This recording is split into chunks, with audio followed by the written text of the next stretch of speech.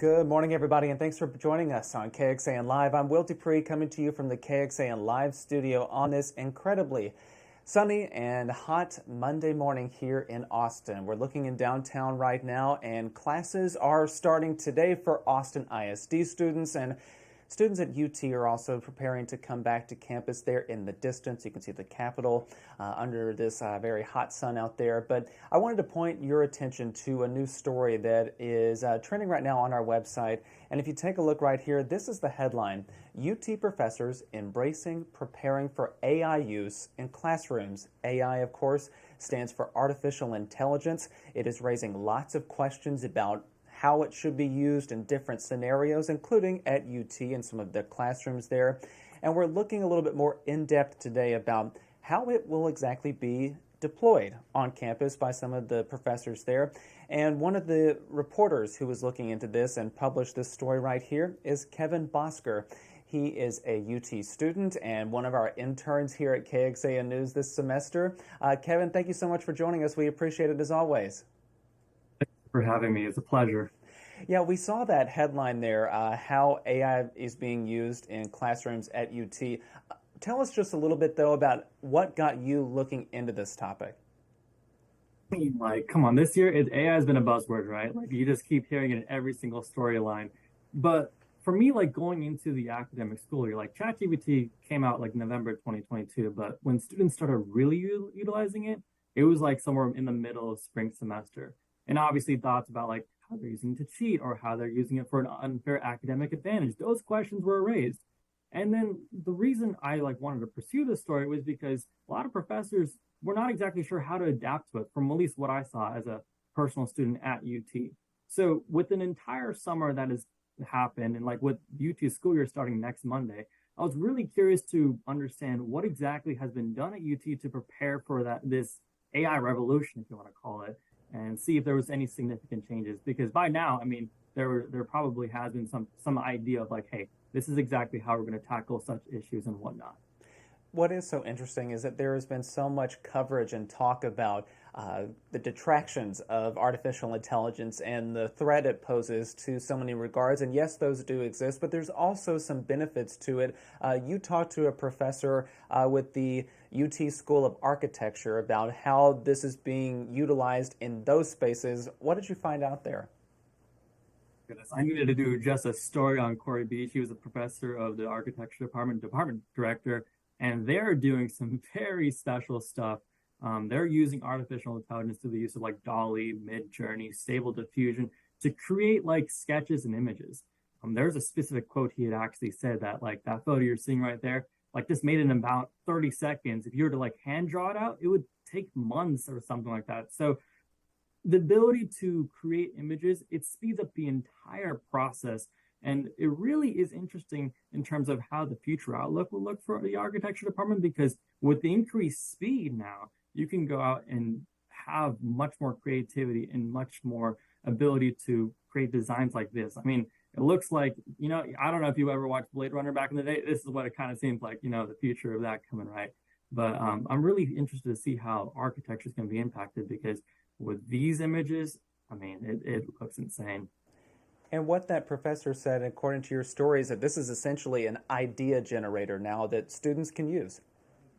Oh yeah, because like at the end of the day, like a lot of times, like AI can produce these. Like I mentioned, the three artificial intelligence platforms. We have Stable Diffusion, Midjourney, and DALL-E. All you got to do is just type in a few keywords, like say like, hey, maybe for this one, I want glass windows. Hey, maybe I want some trees. Maybe I want something futuristic. You type in all those kind of prompts and you put the creativity into the AI platform, and it outputs something beautiful just like that. So I mean, that's how it's used as an idea generator within the architecture department specifically. You also spoke to someone with the marketing department, the academic program there at UT, and how is AI factoring into their work now? Yeah, it's more so in terms of how you would utilize it in a real world situation. I talked to Professor Ben Benson, and he went on to emphasize that like, well, the point of college is to get you prepared for the real world.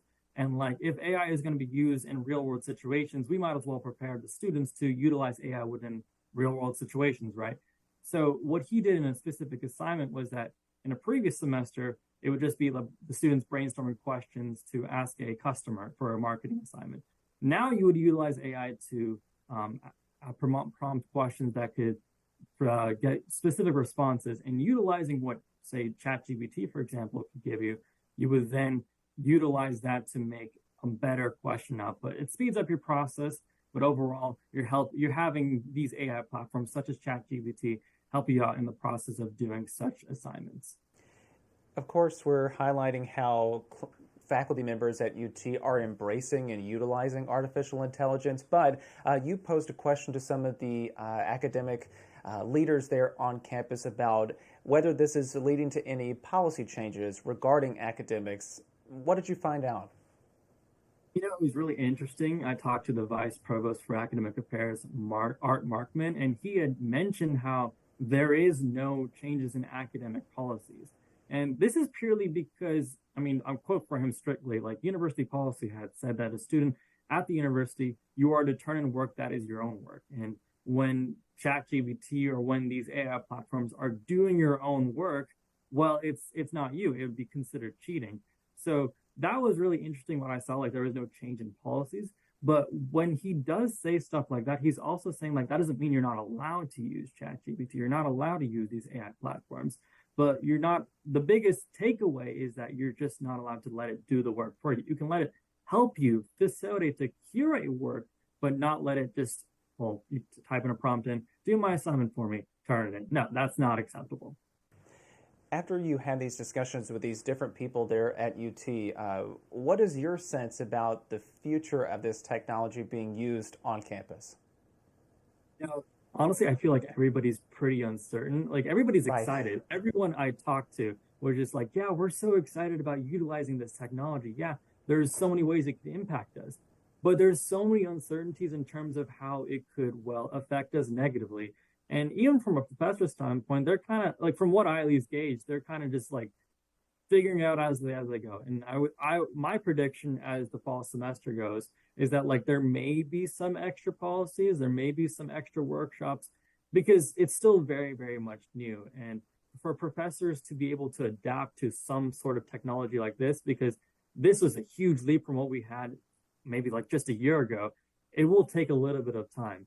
So to answer your question again, really just there is a bit of uncertainty, but everybody's just so excited.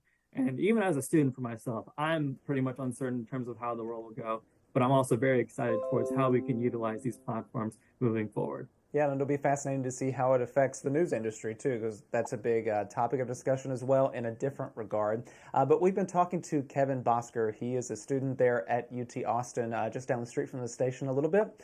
But I want to point you all again to his story. The headline reads, UT professors embracing preparing for AI use in classrooms. This is available now on KXAN.com. And Kevin, I understand you've been working on a video portion of this story, and that's going to be up on our website in just a little bit. Thanks for having me on, Will. Appreciate it.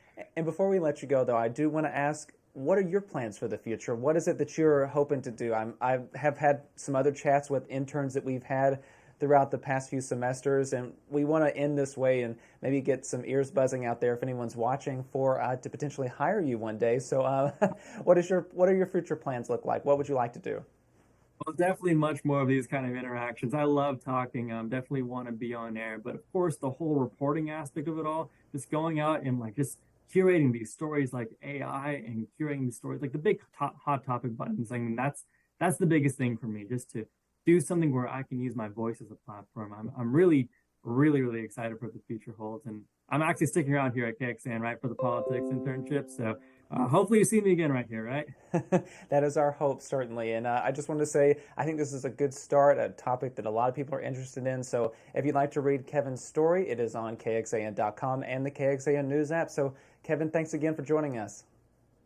Well, thank you for having me on. All right, enjoy the rest of your day, and hope you all do too out there. If you're watching, again, Kevin's stories on our website, KXAN.com and the KXAN News app. I'm Will Dupree in the KXAN Live studio. We will see you back here throughout the day with other updates, so please stay with us.